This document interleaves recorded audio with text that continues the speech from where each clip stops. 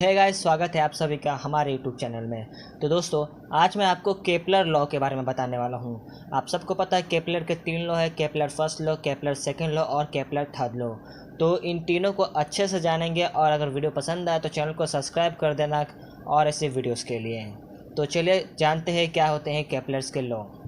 तो दोस्तों, केपलर का जो पहला लॉ है, ध्यान से डेफिनेशन सुनना और समझ लेना, बहुत ही ईजी तरीके से समझाऊंगा।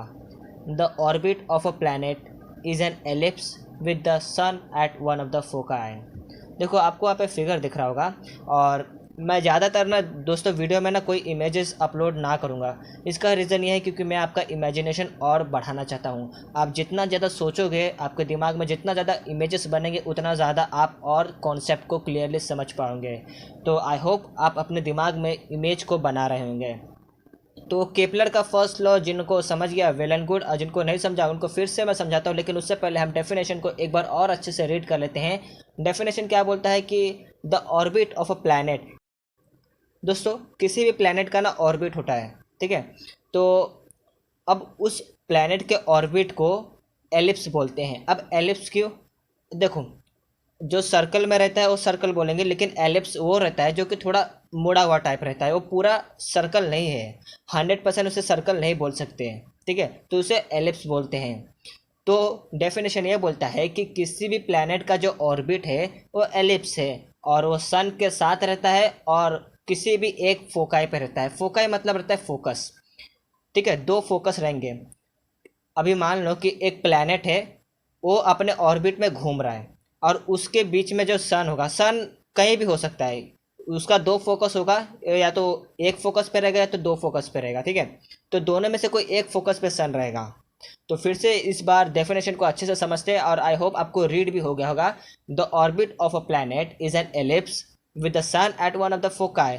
किसी भी प्लैनेट का जो ऑर्बिट है वो एलिप्टिकल शेप का रहता है और उसके अंदर जो सन है वो 2 फोकस में से किसी एक फोकस पर रहेगा। तो आई होप आपको ये समझा होगा। तो चलो चलते हैं केपलर सेकेंड लॉ पे। तो केपलर सेकेंड लॉ भी बहुत ज़्यादा इजी है। The line joining the planet and the sun sweeps equal area in equal interval of time.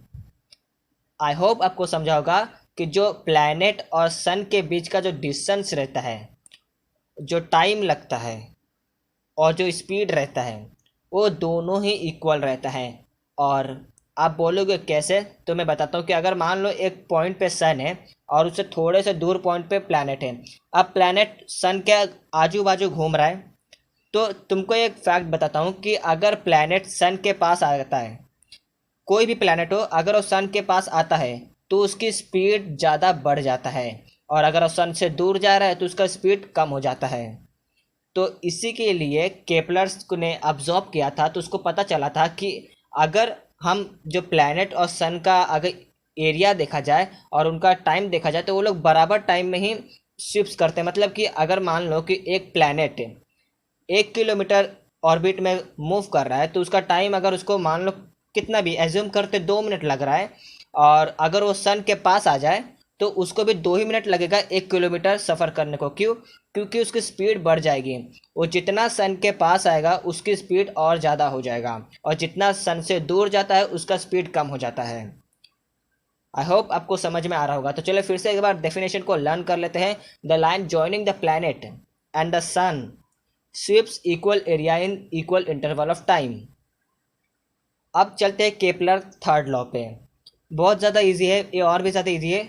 इसका क्या है? The square of its period of revolution around the sun is directly proportional to the cube of the mean distance of a planet from the sun. Definition बड़ा लग रहा होगा तो आपको hard लग रहा होगा, पर ऐसा नहीं, बहुत ज़्यादा ईजी है।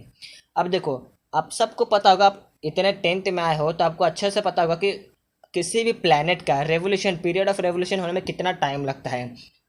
आई होप आपको पता होगा, तो कमेंट करके ज़रूर बताना, ठीक है।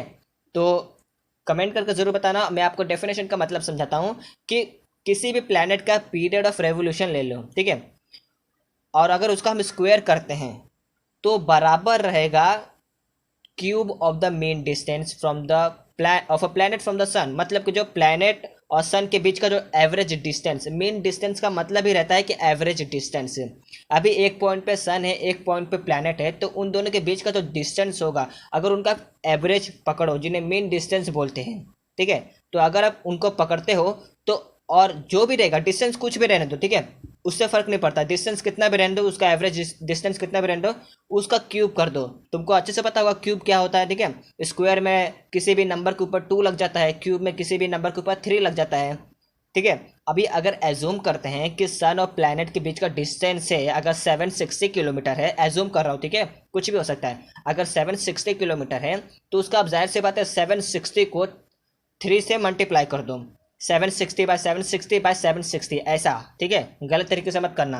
तो जो आंसर होगा, जो नंबर आएगा, वो बराबर होगा पीरियड ऑफ रेवोल्यूशन किसी भी प्लैनेट का। मतलब कि समझ रहे हो ना मैं क्या बोल रहा हूँ, कि किसी भी प्लैनेट का अगर आप पीरियड ऑफ रेवोल्यूशन चेक करोगे और उसका स्क्वायर कर दोगे तो जो नंबर आपको मिलेगा वो उतना ही बराबर होगा जितना सन और प्लैनेट के बीच के एवरेज डिस्टेंस का होगा। आई होप आपको समझ रहा होगा, मैं इतने बार समझा रहा हूँ, आपको समझ रहा होगा। अगर नहीं समझा तो प्लीज़ कमेंट कर देना, मैं आपको फिर से टाइप करके बता दूंगा या फिर दूसरा वीडियो बना दूंगा। तो आई होप आपको समझा होगा केपलर्स के 3 लॉ। फिर से एक बार रिवीजन कर लेते हैं ताकि आपको अच्छे से समझ जाए। केपलर का फर्स्ट लॉ हमने सीखा, क्या बोलता है कि किसी भी प्लैनेट का जो ऑर्बिट है वो एलिप्स है और उसके अंदर सन जो रहेगा वो किसी भी एक फोकाई पे या फोकस पे रहेगा। फोकाई मतलब 2 फोकस रहेंगे ऑर्बिट के अंदर। केपलर का सेकंड लॉ क्या बोलता है कि अगर आप प्लैनेट और सन इन दोनों के बीच लाइन ज्वाइन करते हो तो जो इनका एरिया होगा, अगर मान लो कि प्लैनेट 1 किलोमीटर चलता है और उसका टाइम 2 मिनट है, तो अगर फिर से और आगे स्वीप करेगा और आगे जाएगा 1 किलोमीटर तो उसको 2 मिनट ही लगेंगे। ऐसा क्यों? क्योंकि प्लैनेट जितना सन के पास आएगा उसका स्पीड उतना ही ज़्यादा बढ़ेगा और जितना दूर जाएगा उतना कम होगा।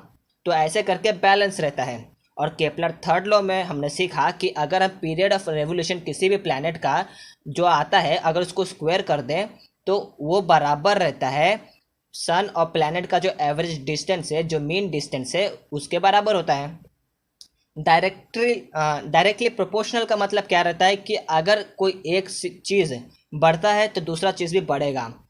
और इनडायरेक्टली प्रोपोर्शनल का मतलब क्या रहता है कि अगर कोई एक कम हो रहा है तो दूसरा ज़्यादा होगा। मैं ऐसा आपको इसलिए बता रहा हूँ क्योंकि आप में से कुछ लोग को नहीं पता होगा, इसलिए मैं आपको मीनिंग बता दिया कि डायरेक्टली प्रोपोर्शनल और इन्वर्सली प्रोपोर्शनल का मतलब क्या होता है। ठीक है, तो आई होप समझ गया होगा आपको ये सब केपलर का फर्स्ट सेकंड थर्ड लॉ। कुछ भी डाउट लगा बेझिझक कमेंट कर दो यार, ठीक है, मैं सॉल्व कर दूंगा। तो आई होप आपको ये वीडियो ज़रूर पसंद आया होगा। तो चैनल को सब्सक्राइब जरूर कर देना और हाँ, कमेंट करना कि आपको किसी और टॉपिक पे वीडियो चाहिए या नहीं, और इस पर न्यूमेरिकल से रिलेटेड भी वीडियो आएगा। तो चैनल को सब्सक्राइब तो यार करके रखना अगर आपको तुमको न्यूमेरिकल सीखना है तो मेरा फर्स्ट वीडियो है यूट्यूब का, इस चैनल पे मेरा फर्स्ट वीडियो है, तो यार अच्छा था या नहीं ये भी कमेंट करके ज़रूर बताना। तो चलो टेक केयर, बाय बाय, फिर मिलूंगा एक और नई वीडियो में।